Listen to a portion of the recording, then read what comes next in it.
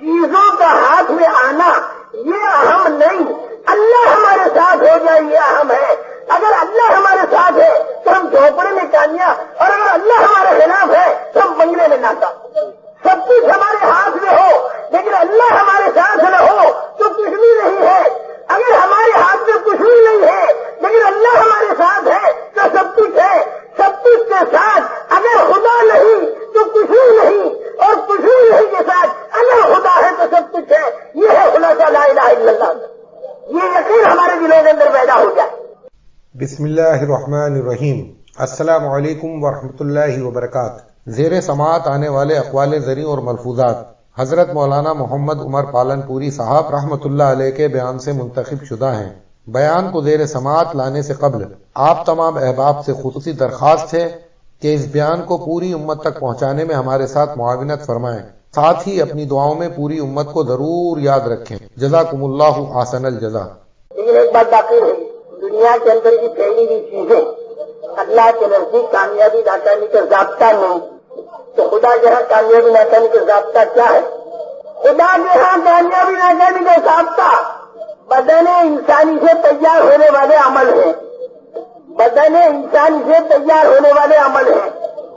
اگر یہ عمل حضرت محمد صلی اللہ علیہ وسلم کے طریقے پر آ گئے تو انسان میں کامیابی کی بنیاد قائم ہو گئی، اور اگر یہ عمل حضرت محمد صلی اللہ علیہ وسلم کے طریقے پر نہ آئے تو انسان کے اندر ناکامی کی بنیاد قائم ہو گئی۔ یاد رکھیے، کامیابی ناکامی کی بنیاد بنتی ہے انسان میں، اور کامیابی ناکامی ڈالی جاتی ہے چیزوں میں۔ یاد رکھیے، انسان اپنی غلطی سے کامیابی تلاش کر رہا ہے چیزوں میں، اور کامیابی کا دینے والا خدا یہ کہہ رہا ہے کہ میں نے کامیابی رکھی ہے اعمال میں۔ اے انسان، اپنی کامیابی اپنے اندر تلاش کر، اور یہ انسان کامیابی جا کے دکان پر تلاش کر رہا ہے۔ ارے جہاں رکھی ہے وہاں تلاش کر، تیری آنکھوں کا استعمال ٹھیک کر، کان کا، زبان کا، ہاتھ کا، پیر کا، دل کا، دماغ کا استعمال ٹھیک کر لے تو تیرے اندر کامیابی کی بنیاد بن گئی۔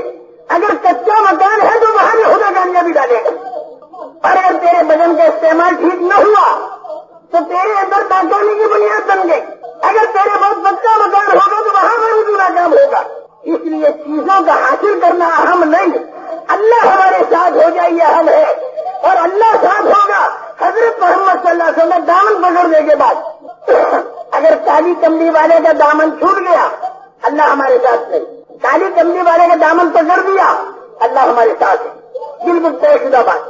آج ساری امت کی پریشانی کی وجہ یہ ہے کہ حضور پاک صلی اللہ علیہ وسلم کا دامن چھوٹا۔ تبلیغی جلسوں کے ذریعے اس بات کی کوشش کی جا رہی ہے کہ حضور اکرم صلی اللہ علیہ وسلم کا دامن یہ امت پکڑ لے، یعنی دیندار بن جائے، اور وہ چاروں نسبتوں کا توازن برقرار رہے، اور یہ امت دین پر آ جائے۔ آج مشکل یہ ہو گئی کہ جو چیز طبیعت کے موافق مل گئی اسلام میں اسے لے لی، اور جو چیز طبیعت کے خلاف ملی اسلام میں اسے چھوڑ دی۔ یہ غلط ہے۔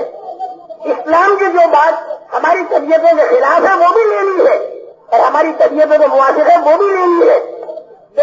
دونوں قسم کی باتیں لینی ہے۔ لیکن آج مسلمان کا یہ حال ہے کہ اگر یہ اسلام دکان پر آ کر کہے کہ دیکھ یہ حلال ہے یہ حرام ہے، تو مسلمان اسلام سے کہتا ہے یہاں سے نکل جا، ہمارے کاروباری مسائل میں ہے اسلام، دخل مت دے۔ شادی میں جا کر بتائے شادی میں دخل مت دے، ہمارے گھروں میں آ کے دخل مت دے، مسجد میں پڑھا رہے 5 مرتبہ تیری ملاقات کریں گے، جمعہ کو ملاقات کریں گے، عیدین میں آ کے ملاقات کریں گے، جنازے کی نماز پڑھنے آ جائیں گے، وہاں تیری ملاقات ہو جائے گی، تو ہمارے نجی معاملات میں دخل مت دے۔ یہ غلط ہے، یہ بالکل غلط ہے رویہ۔ حضور اکرم صلی اللہ علیہ وسلم جیسے نماز کے اندر ہمارے امام ہیں، اور جیسے زکات کے اندر ہمارے امام ہیں، اور جیسے حج میں ہمارے امام ہیں، اور جیسے عبادات میں ہمارے امام ہیں، حضور اکرم صلی اللہ علیہ وسلم ہماری بازاری لین دین کے اندر بھی ہمارے امام ہیں۔ ہم نے حضور اکرم صلی اللہ علیہ وسلم کو اپنی زندگی کا ہر شعبے میں امام مانا ہے۔ امام کا دامن پکڑے رہیں گے ہمارا بیڑا پار ہوگا، اور ہمارے امام کا دامن چھوٹ گیا ہمارے بیڑے خراب ہو گئے۔ اس بنا پر ہم کوئی کام حضرت محمد صلی اللہ علیہ وسلم کے طریقے کے بغیر نہیں کریں، چاہے جو کچھ ہو جائے۔ ہماری جان جا سکتی ہے لیکن نبی کا دامن ہمارے ہاتھوں سے چھوٹ نہیں سکتا، اتنا مضبوط حضور اکرم صلی اللہ علیہ وسلم کا دامن پکڑتا ہے۔ آج جانتے ہو اس امت کی مثال کیا بن گئی؟ پوری دنیا میں اس امت کا حال کیا بن گیا جانتے ہو؟ دو پہلوان تھے، دونوں کی کشتی ہوئی، دونوں طاقت کے برابر تھے، نہ یہ اسے پچھاڑتا تھا نہ وہ اسے پچھاڑتا تھا۔ سامنے ایک بیل کھڑا تھا، ایک پہلوان نے منت مانی اللہ کے نام کی کہ اگر میں جیتا تو تیرے نام پر اس بیل کو ذبح کر کے فقیروں کو کھلاؤں گا۔ دوسرے پہلوان نے سن لی کہ اللہ نے اگر اس کی مدد کر دی تو جیت جائے گا، تو دوسرے پہلوان نے بھی منت مان لی کہ اللہ نے اگر میں نے اسے پہچانا تو میں بھی اسی بیل کو خریدوں گا، ذبح کر کے تیرے نام پر کھلاؤں گا۔ دوسرے نے بھی منت مان لی تاکہ مدد اللہ کی اگر اس کے ساتھ ہو تو میرے ساتھ بھی ہو، تاکہ بریکٹ برابر رہے، لیول برابر رہے۔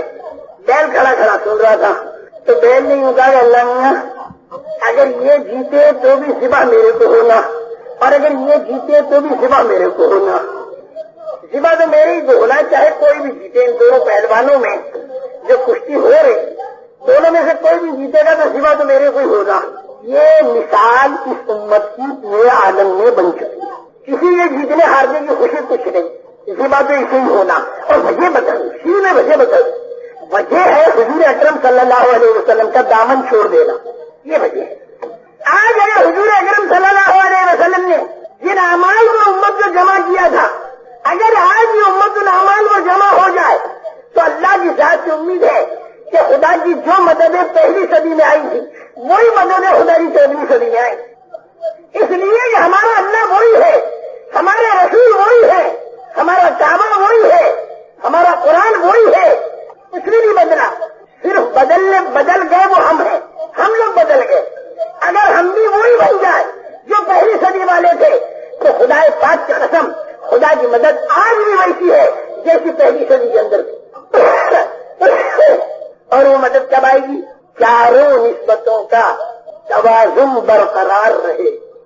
سبحان اللہ۔ اور برقرار رہ نہیں سکتا جب تک دلوں کے اندر ایمان کی قوت نہ آ جائے، اور دلوں میں ایمان کی قوت موقوف ہے دعوت کی فضا میں۔ وہ دعوت کی فضا حضور اکرم صلی اللہ علیہ وسلم نے بنائی اور ہر صحابی کو کلمے کی دعوت کو لگا دیا اور بتا دیا کہ یہ کلمہ اور یہ ایمان اتنا طاقتور ہے، اس ایمان میں اتنی طاقت ہے کہ دنیا کی کسی چیز میں وہ طاقت نہیں۔ کیوں؟ دنیا کی چیزوں میں اگر کوئی طاقت ہے تو مخلوق والی طاقت ہے، اور ایمان کے ساتھ اگر کوئی طاقت ہے تو اللہ والی طاقت۔ اس ایمان کی وجہ سے دین میں طاقت آتی ہے۔ دین طاقت والا بھی ہے اور دین قیمت والا بھی ہے۔ دین کا چھوٹے میں چھوٹا عمل اتنا قیمتی ہے کہ ساتوں سے بنا آسمان سے 10 گنا بڑی جنت دلوا دے گا، اور دین کا چھوٹے سے چھوٹا عمل اتنا طاقتور ہے کہ جہنم سے بچا دے گا۔ اتقوا النار ولو بشق تمرہ، ارے جہنم کے عذاب سے بچ جا اگرچہ کھجور کا ایک ٹکڑا کسی غریب کو دیتے ہی سے۔ اتنی بڑی جہنم کھجور کے ٹکڑے سے بچ جا، کیا بات ہے؟ اس میں نسبت اللہ کی ہو، وہ کھجور کا ٹکڑا جو غریب کو دیا وہ اللہ کی نسبت پر دیا، اللہ کی نسبت کی وجہ سے اس ٹکڑے میں اتنی طاقت پیدا ہو گئی کہ آدمی جہنم سے بچ گیا۔ اور نسبت اللہ کی نہیں تو بڑے میں بڑے عمل اچھے کر کے اور جہنم میں جائے گا، وہ عمل اچھا ہی۔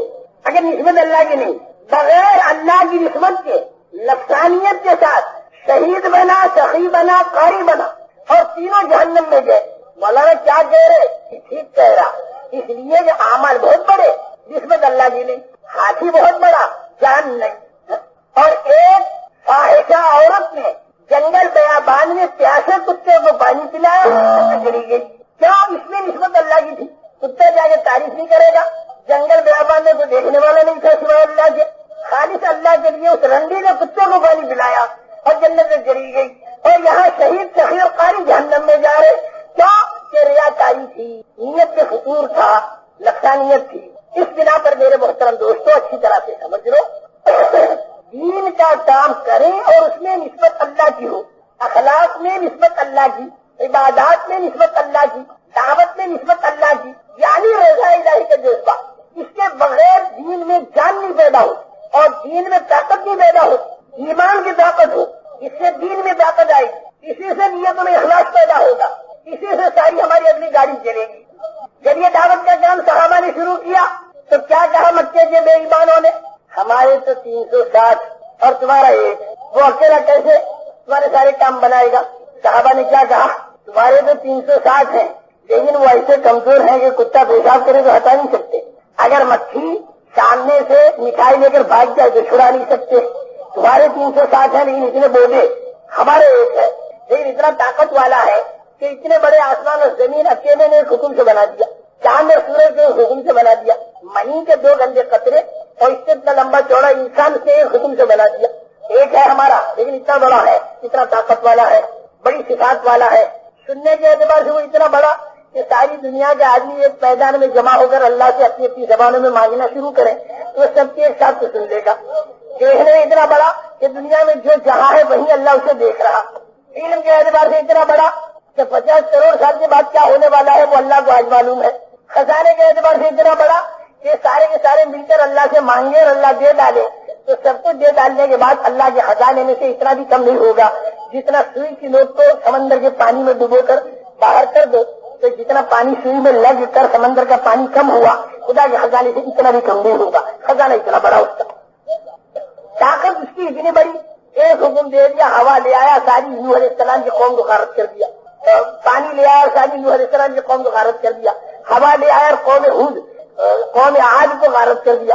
بڑا طاقت والا ہے، ناراض ہو جاتا ہے تو ساری دنیا کی چیزیں اس کا لشکر جو ان سے لشکر وہ چاہے تباہی کے لیے مقرر کر دے، راضی ہو جاتا ہے تو ساری دنیا کی چیزیں اس کے لشکر چاہے جو ان سے لشکر کو کامیابی کے لیے مقرر کر دے۔ بالکل بڑی مزے کی بات ہے، اللہ راضی ہو گیا بس، اور کیا چاہیے اپنے کو، دنیا اور آخرت جب کا بیڑا پار وہ کامیاب بنا دے گا اپنے قدرت سے، قدرت اس کی بڑی وسیع۔ وہ یہ نہیں کہ ہماری مدد کرنے پر آئے تو فرشتوں کو بھیجے، بالکل نہیں، فرشتوں کو بھی نہ بھیجنا چاہے کسی نے۔ وہ مدد کرنے پر جب آیا نبی پاک صلی اللہ علیہ وسلم کی، سارے مکے والے گھیرا ڈال کر گھر کا گھر کھڑے ہیں اور قتل کرنے کا فیصلہ کر چکے ہیں۔ نبی کریم صلی اللہ علیہ وسلم سب کے سامنے سے نکل گئے، غار ثور میں جا کر چھپ گئے، ساتھ میں حضرت صدیق اکبر رضی اللہ تعالیٰ عنہ ہیں۔ مکے میں شہرت لگ گئی، وہ تو نکل گئے، انعام مقرر ہو بڑے بھاری، زندہ پکڑ لاؤ تو اتنا انعام اور مار کے لاؤ تو اتنا انعام۔ انعام کے لالچ میں سارے مکے والے دوڑے، غار ثور کے پاس بھی پہنچ گئے، باتیں کر رہے اور صدیق اکبر اندر سے سن رہے، نبی کریم صلی اللہ علیہ وسلم سن رہے، لیکن اللہ تعالیٰ نے بتا دیا جسے خدا رکھے اسے کون چکے۔ اللہ جب حفاظت کرنے پر آئے تو مکڑی سے جالا تنوا دیا، کبوتری سے انڈے دلوا دیے اور اپنے نبی کی حفاظت کر دی۔ مکڑی کا جالا اور کبوتری کے انڈے، اس کو لشکر بنایا حضور اکرم صلی اللہ علیہ وسلم کی حفاظت کا۔ جب اللہ راضی ہو جاتا ہے اور جب حفاظت کرنے پر آتا ہے تو یوں کر دیتا ہے، اور جب اللہ ناراض ہو جاتا ہے حفاظت کے بگاڑنے پر آ جاتا ہے تو نمرود پوری دنیا کی حکومت اس کے ہاتھ میں اور خدائی کا دعویٰ کر رہا تھا، اس کو تباہ کرنے پر جب خدا آئے تو ایک لنگڑا مچھر ناک کے راستے سے اوپر گھسا دیا اور وہ اندر ہی اندر کترنا شروع کیا، کھجا رہا ہے، باہر کھجلی ہو رہی ہے اندر، تو تڑا تڑ جوتوں پر جوتے 400 سال تک لگتے رہے اسے۔ اللہ نے بتا دیا مچھر بھی میرا لشکر، مکڑی کا جالا بھی میرا لشکر، مکڑی کے جالے کو کر دیا حمایت کے، مچھر کو کر دیا مخالفت میں۔ تو کوئی یہ بھی ضروری نہیں کہ اللہ حمایت کرنے پر تو خالی فرشتوں کو اتارے، خدا کے خزانے میں صرف فرشتے ہی نہیں ہے، خدا کا یہ سارا ہے خدا کا خزانہ، جو ان سے بھی چاہے حمایت پر دے دے، جو ان سے بھی چاہے مخالفت پر دے دے، بس کرنے عقل مندی کا کام یہ ہے کہ اللہ کو راضی کیا جائے، اللہ کی قدرت کو اپنے موافق بنایا جائے۔ یہ صحابہ کرام رضوان اللہ تعالیٰ علیہ اجمعین نے سب کو سمجھانا شروع کیا کہ کرتا دھرتا اللہ کی ذات ہے، ایک ہے لیکن بہت بڑا، ایسا بڑا کہ منی کے 2 گندے قطرے بچے دانی کے اندر سے جمع کیے اور 3 اندھیریوں کے اندر انسان کو بنا ڈالا۔ حد ہو گئی، دنیا کی ساری مشینیں بنتی ہیں اجالے میں، اور انسان کی مشین کو ماں کے پیٹ میں 3 اندھیریوں میں بنایا، ماں کے پیٹ کا اندھیرا، بچے دانی کا اندھیرا اور وہ جھلی جس میں بچہ لکھتا ہوا ہوتا اس کا اندھیرا، 3 اندھیروں میں اللہ نے بنایا اور ترتیبیں بدل بدل کر بنایا، ترتیبیں بدل بدل کر بنایا۔ پہلے منی کے 2 گندے قطرے، پھر خون کا لوتھڑا، پھر گوشت کا لوتھڑا، اس سے ہڈیاں پیروئی اور ہڈیاں پیرو کر شکل انسانی چند انگل کی تیار کر دیا اور پرورش ماں کے پیٹ میں کر رہا، ماں کے پیٹ میں اللہ پال رہا اور چند انگل کے بچے میں ساری چیزیں بنا ڈالی، آنکھ، کان، ناک، منہ، زبان، ہاتھ، پیر، دل، دماغ، اوجھی، کلیجی، تلی، پھیپھڑا، گردہ، مسانہ، ہتھیلی، پسری، کوہنی، ہتھیلی، پنجے، اس کے نشانات، 5 انگلیاں، 3 پوروے، 1 ناخن، یہ سب چند انگل کے بچے میں بنا ڈالا 3 اندھیریوں کے اندر۔ یخلقکم فی بطون امہاتکم خلقا من بعد خلق فی ظلمات 3۔ اللہ تم کو ماؤں کے پیٹ میں بناتا ہے، ترتیبیں بدل بدل کر بناتا ہے، ترتیبیں بدل بدل کر بناتا ہے اور 3 اندھیریوں میں بناتا ہے۔ یہ ہے ہمارا جس کو ہم نے مانا نہیں ہے اتنا بڑا۔ سمندر سے مانسون اٹھا کھارے پانی سے، اوپر چل کے بادل بنا اور اس میں بھی بارش برسی تو میٹھی، سبحان اللہ، پانی میٹھا. کہیں فلٹر کی مشین راستے میں دکھائی نہیں دیتی. اس نے اپنی قدرت سے کھارے پانی کو میٹھا بنا فلٹر کر دیا. سمندر کا کھارا پانی جو لوگ فلٹر کرتے ہیں جدے وغیرہ میں، انہوں نے ہمیں کی فلٹر کر جانے کے بعد وہ پانی میٹھا بن جاتا ہے، لیکن اس کے ساتھ کیلشیم کی گولیاں کھانی پڑتی ہیں، کیلشیم اس میں نہیں رہتا. اور اللہ تعالیٰ نے بارش کے پانی میں کیلشیم بھی پیدا کر دیا. خدا کی شان ہے کتنا بڑا. شہتوت کا پتا شہد کی مکھی چوسے اس میں سے تو شہد بن جائے، ریشم کا کیڑا اسے کھائے تو ریشم بن جائے، اور ہرن کھائے تو اس کے ناک کے اندر سے مشک نکلا. اللہ کی شان دیکھو، ہرن کی ناک میں سے مشک نکلا. اور بکری اگر شہتوت کا پتا کھائے تو ایک طرف مہنگی دوسری طرف دودھ نکلا. شہتوت کا پتا ایک اور رنگ کتنے بدل دیا اللہ تعالیٰ نے. تو میں نے قرآن پاک کی آیتیں اترتی چلی جاتی تھی، اور صحابہ کرام رضوان اللہ اجمعین اللہ کی عظمت اور بڑائی کو مکے کے بے ایمانوں کے سامنے بیان کرتے تھے کہ اللہ ہے، ہمارا اتنا بڑا اللہ ہے، کیسا انسان کو پیدا کر دیا.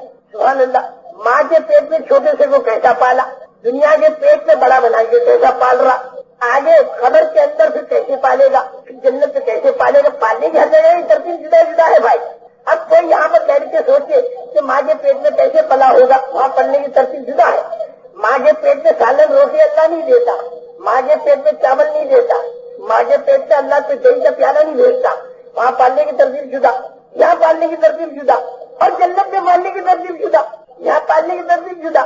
یہاں کیسی بڑھیا غذا کھا لو، پیٹ میں جا کے پیسہ پکانا، اور وہاں جا کے جو غذا کھاؤ گے وہ خوشبودار ڈکار نکلی کھانا ہضم، خوشبودار پسینہ نکلا کھانا ہضم.